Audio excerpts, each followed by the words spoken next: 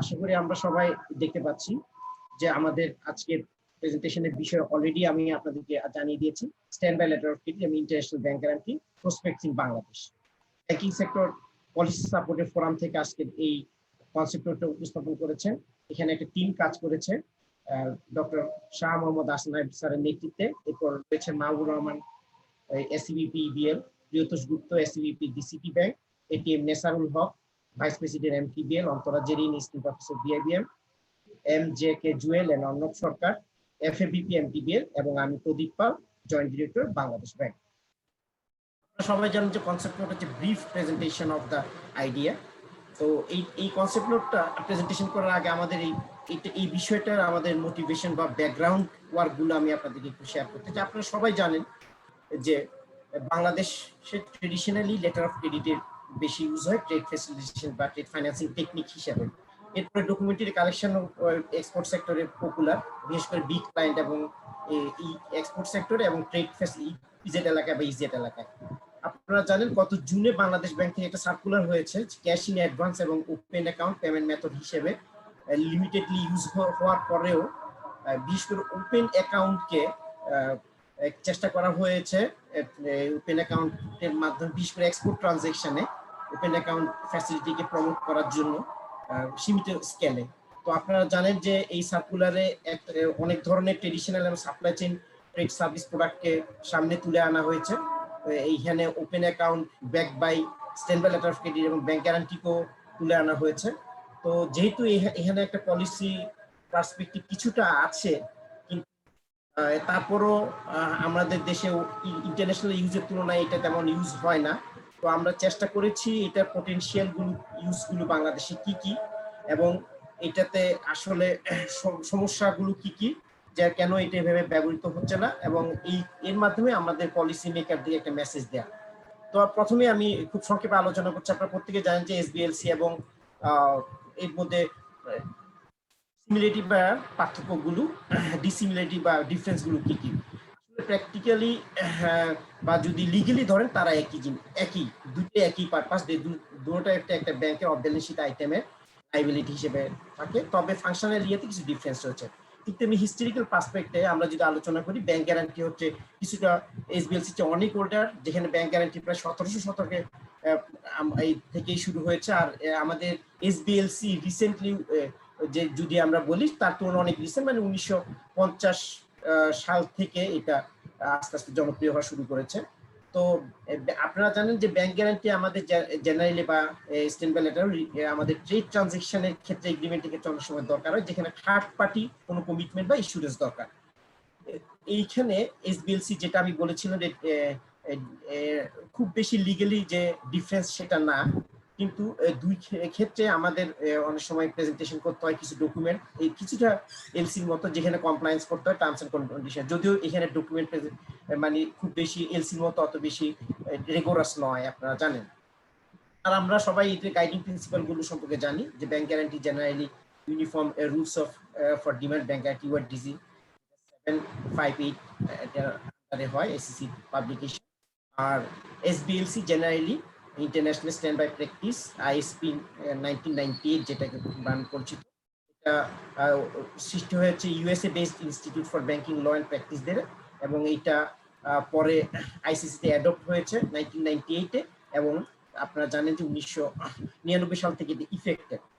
তো এসবিএলসি এটা অনেকদিন ধরে আমাদের মোটামুটি ইউজ হচ্ছে, 50-এর পর থেকে আমাদের দেশে বিশেষ করে আমেরিকান ব্যাংকগুলোর সাথে বা ওই জোন থেকে বেশি যখন আসে তখন আমরা এসবিএলসি দেখি। আমরা ইউজটা যদি দেখি, এটা বিশেষ করে এসবিএলসি ক্রস বর্ডার ট্রেড, যেমনটা আমি বলেছিলাম যে cross border trade financial non financial ব্যবহৃত হয়। স্পেশালি এটা popular alternative to the commercial letter of credit in some developed and developing countries.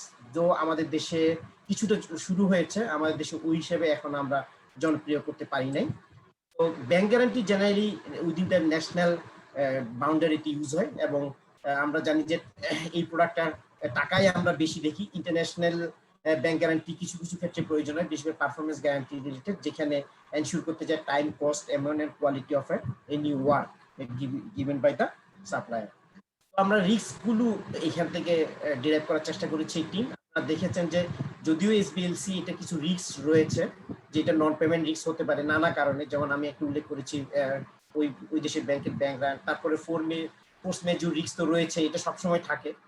যে এরপরে আছে ডকুমেন্ট ডিসক্রিপেন্সি, যদিও এটা এখানে ডকুমেন্ট খুব বেশি থাকে না, তারপর ফ্রড রিস্ক হতে পারে নানা কারণে। এখন আমরা দেখতে চাই আসলে বাংলাদেশে এটা কিভাবে ব্যবহার হয়, বিশেষ করে এসবিএলসি। হ্যাঁ, এসবিএলসি বা ইন্টারন্যাশনাল গ্যারান্টি জেনারেলি যখন কোনো ফরেন বা জয়েন্ট ভেঞ্চার কোম্পানি টেন্ডার পায় বা এবং আদার সার্ভিস প্রোভাইডের জন্য কোনো টেন্ডার পায়, সেক্ষেত্রে এটা ইউজ আমরা দেখা যায়। লোকাল ব্যাংক গ্যারান্টি ইস্যু করে গ্যারান্টি ডিনোমিনেট ফরেন কারেন্সিতে based on the counter guarantee issued by foreign bank. মানে ফরেন ব্যাংক প্রথমে একটা কাউন্টার গ্যারান্টি ইস্যু করে, তার এগেইনস্টে লোকাল ব্যাংকগুলো আমাদের যে গ্যারান্টি ইস্যু করে থাকে। এছাড়া bank have practice of issuing SBLC to cover the external debt servicing or collateral for foreign currency syndicated loan, to support the travel agent in favor of airlines, and sometimes to support the companies to participate in international tender, and to offer umrah house guarantee by local agent in Saudi Arab. এছাড়া আপনারা জানেন যে local bank counter guarantee issue করে foreign ব্যাংকে, then foreign bank যেটা বলেছিলাম issue the guarantee in favour of beneficiary based on the counter guarantee, mainly যারা visa master card service নেয় অথবা অ্যাডভান্স পেমেন্ট হিসেবে ফরেন এক্সপোর্টেড গুডস সার্ভিসের জন্য। এবং এই ব্যবহার ছাড়া গুলোকে অ্যাকোমোডেট করার জন্য বাংলাদেশ ব্যাংকের কিছু এক্সিস্টিং পলিসি রয়েছে, তবে পলিসিগুলো লিমিটেড স্কেলে। আমাদের অনেকগুলো ইমার্জিং মার্কেটের মতো এসবিএলসিও আমাদের দেশে, যেটা আমি শুরুতে বলেছি, এটা ওয়াইডলি ইউজড হয় না। এটা খুব লিমিটেড ব্যাংক গ্যারান্টিও লিমিটেড ইউজ হয়। এটা ইস্যুয়েন্স মোস্টলি রেস্ট্রিক্টেড, কারণ আপনারা জানেন আমাদের এফএক্স রিজিমে লায়াবিলিটি ক্রিয়েট করার ফাইন্যান্সিয়াল রেগুলেশন আইনের 5 ধারা অনুযায়ী mostly restricted unless it is permitted by the Bangladesh Bank. তো বাংলাদেশ ব্যাংক যেহেতু এই ক্ষেত্রে কিছু কিছু জেনারেল পারমিশন দিয়েছে, যেগুলো আমাদের এই যে কনসেপ্ট নোট তাতে আমরা উল্লেখ করেছি। তো আপনারা অনেকে জানেন যে বিশেষ করে বাংলাদেশে যারা সাপ্লাই যদি বিদেশে কোনো কাজ পায় ইন্টারন্যাশনাল টেন্ডারের এগেইনস্টে, তো সেক্ষেত্রে তারা ওই জন্য যদি কোনো ব্যাংক গ্যারান্টি প্রয়োজন হয় on behalf of the suppliers, এটা ইস্যু করতে পারে, ব্যাংক গ্যারান্টি ইস্যু করতে পারে। এছাড়া উমরা এজেন্টকে মানে আমাদের Saudi Real 2 lakh Saudi Real পর্যন্ত হ্যাঁ ব্যাংক গ্যারান্টি ইস্যু করতে পারে। এবং আপনারা জানেন যে কিছু কিছু ক্ষেত্রে আমাদের বিশেষ করে যখন local project authority against goods and service procured finance by the international foreign agency অথবা বাংলাদেশ সরকারের অর্থায়নে যেগুলো প্রজেক্টগুলো হয়, সে প্রজেক্টে পক্ষে যদি বিগ বন্ড পারফরমেন্স ইস্যু করতে, সেগুলি বাংলাদেশ ব্যাংকের, আমি এইগুলো উল্লেখ করেছি যেগুলো বাংলাদেশ ব্যাংকের পারমিশন ছাড়া করা যায়, বাকিগুলো কিন্তু সবই। তার মানে যদি আমরা বলি সার্টেন কেস ছাড়া অলমোস্ট অল কেসেই কিন্তু এক্সিস্টিং। কিন্তু আমাদের দেশে আমরা দেখেছি পটেনশিয়াল অনেক ইউজ রয়েছে, বিশেষ করে ট্রেডে, এখন বিশেষ করে এক্সপোর্ট, যারা এই যে প্রজেক্ট এখন গভর্নমেন্ট ইন্টারন্যাশনাল ডোনার এবং ফাইন্যান্স ছাড়াও কিন্তু নানা প্রজেক্ট এখন আমাদের প্রজেক্টগুলোকে নানাভাবে গভর্নমেন্ট অনেক প্রজেক্ট করছে, প্রাইভেট সেক্টর অনেক প্রজেক্ট হচ্ছে। এই প্রজেক্টে অনেক সময় যে এসবিএলসি বা ব্যাংক গ্যারান্টি ইউজ হয়, তো সেগুলোর তে আমাদের এটার ব্যবহার রয়েছে, যেখানে অনেক ক্ষেত্রেই সেন্ট্রাল ব্যাংকের পারমিশনের প্রয়োজন হয়। এবং আপনারা জানেন যে এসবিএলসি আপনি কিছু কিছু ক্ষেত্রে যে ওপেন অ্যাকাউন্ট যেটা আমরা শুরু করছি এক্সপোর্টের সেক্টরের ক্ষেত্রে বা ক্যাশ পেমেন্ট ইন অ্যাডভান্স ট্রানজাকশনের ক্ষেত্রে রিস্কটা মিনিমাইজ করতে সাহায্য করে।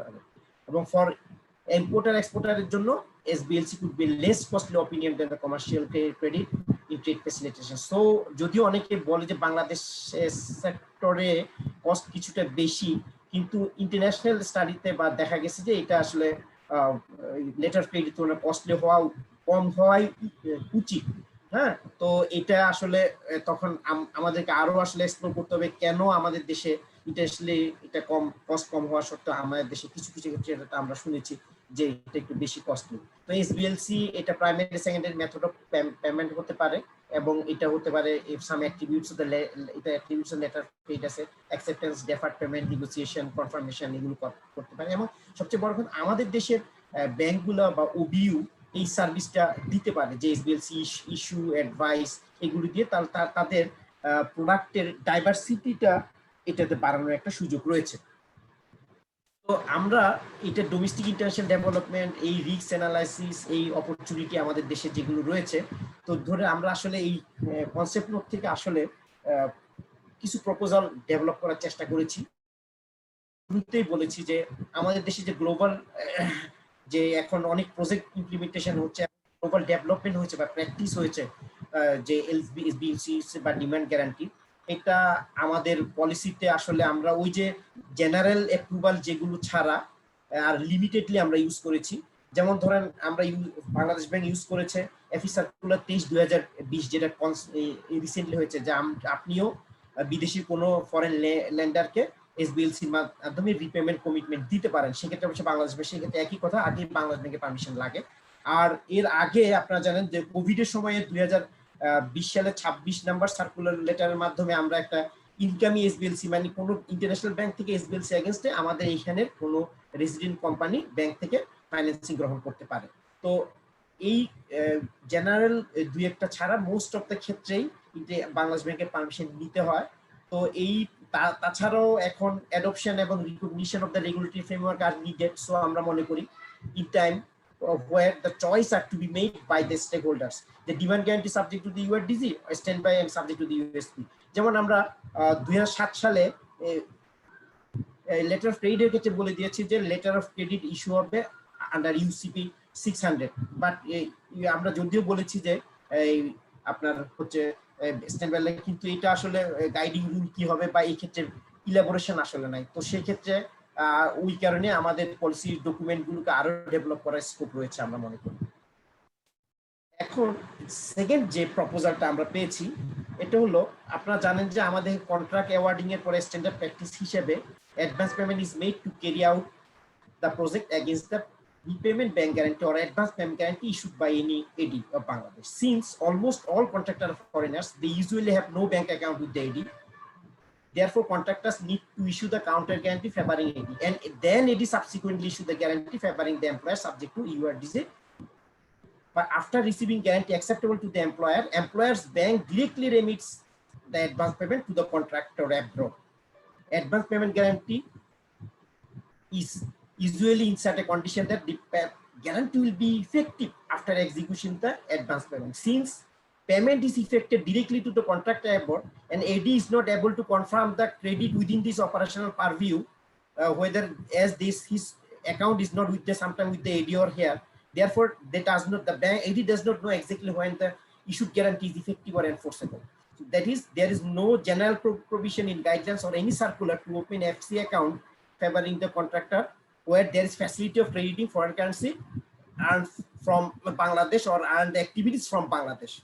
So this operational gap may be addressed by permitting AD to issue the FC account favoring foreign contractor with reasonable form.